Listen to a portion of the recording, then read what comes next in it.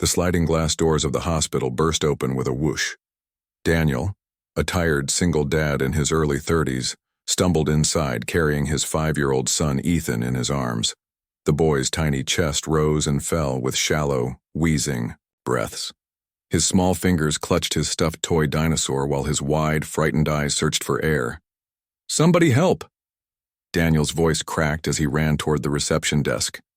"My son! He can't breathe!" Nurses rushed forward, guiding them into a treatment room. Oxygen masks, monitors, and urgent voices filled the air. Daniel's heart pounded. He whispered to Ethan, "Hang in there, buddy. Daddy's here." Then, through the blur of panic, Ethan tugged weakly on his father's shirt and pointed across the hallway. His small, raspy voice whispered, "Daddy, look. That's Mommy." Daniel froze.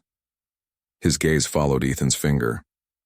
Across the hall stood a woman in a navy blue suit speaking to a group of doctors. She was composed, elegant, and confident, the kind of person who drew attention without trying. On her badge were the words, "Claire Anderson, CEO." Daniel's stomach dropped. His ex-wife had left them years ago.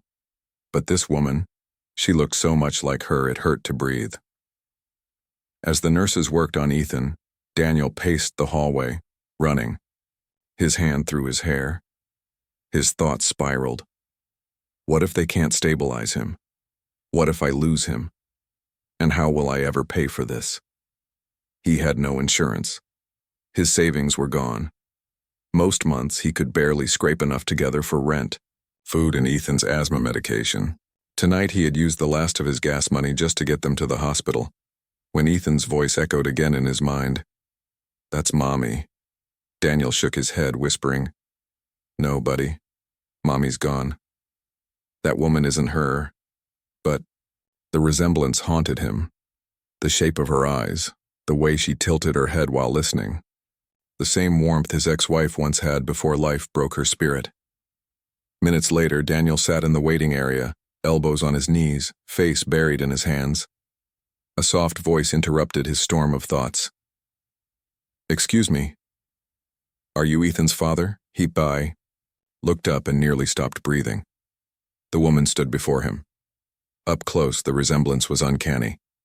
Daniel blinked, stammering. "Yes, I am." She extended a hand. "I'm Claire Anderson, the hospital's CEO. I happened to be nearby when your son saw me. I'm sorry if my presence startled him. He seemed to think I was his mother." Daniel's face flushed with embarrassment. "I'm sorry about that. He hasn't seen his mom in years. She left when he was little. I guess maybe he just wanted to believe." For the first time, Claire's corporate composure faltered. A flicker of emotion passed across her face. She sat beside him. "Your son's lucky," she said softly. "He still has you." Daniel laughed bitterly. "Lucky? I work 2 jobs, and it's still not enough. I can't even afford his medication half the time." His voice cracked. "If I lose him tonight, I don't know how I'll go on." Claire's heart tightened. She had spent years chasing success, building hospitals, and negotiating contracts worth millions. Yet in all her achievements, she'd never known what it felt like to be someone's whole world. As they waited, Daniel's mind drifted. He remembered the night Rachel and his ex had walked out. He had been holding a crying Ethan in one arm while begging her not to leave. She had whispered, "I can't do this anymore. I need a different life." And then she was gone. From that night, Daniel had vowed to never let Ethan feel abandoned again, but the weight of raising a child alone was crushing. There were nights when Daniel skipped dinner so Ethan could eat. Days he walked to work because the gas tank was empty. And now, here he was, staring at a hospital bill he knew he could never pay. A doctor finally approached. "Your son's stable. He'll need medication and monitoring, but he's out of immediate danger." Relief flooded Daniel, but it lasted only seconds. The nurse handed him a clipboard with the estimated cost of treatment. The number made his stomach lurch. Daniel muttered under his breath, I can't afford this." His hands shook as he clutched the paper. Before he could say more, Claire stepped forward. "It's already covered." Daniel's head snapped. Up. "What?" "No. I can't let you do that." "You're not letting me," Claire replied gently. "This isn't charity. It's humanity." Daniel's eyes filled with tears. "Why? You don't even know us." Claire's voice trembled, slightly. "Because once, I was a child who needed help too. Someone stepped in for me, and I swore if I ever had the chance I'd do the same for someone else." She looked through the glass window at Ethan, who now slept peacefully, clutching his stuffed dinosaur. Her voice dropped to a whisper. "And maybe because I see something in your little boy, something I once wished for." The following morning, sunlight streamed through the hospital windows.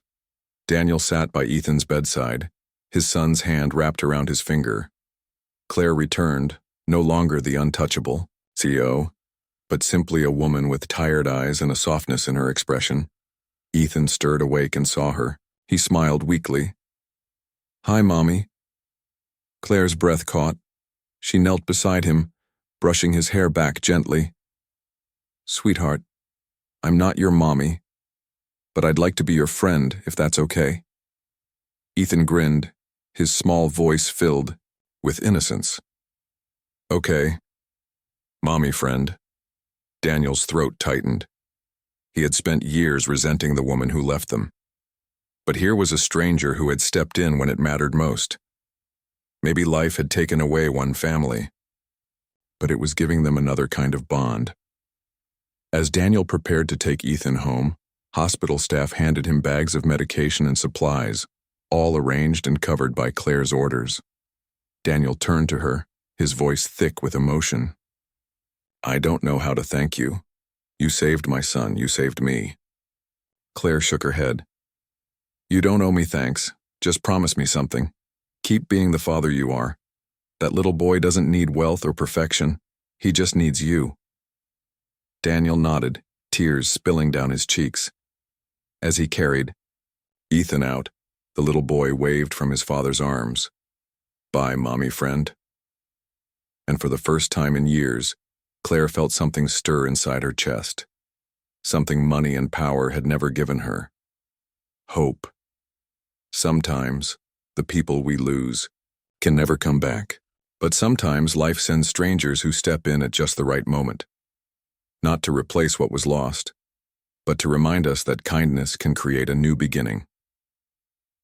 That night, in one hospital room, a struggling father, a little boy, and a lonely CEO discovered the same truth. Love doesn't always arrive in the way we expect, but when it does, it can heal more than just broken hearts.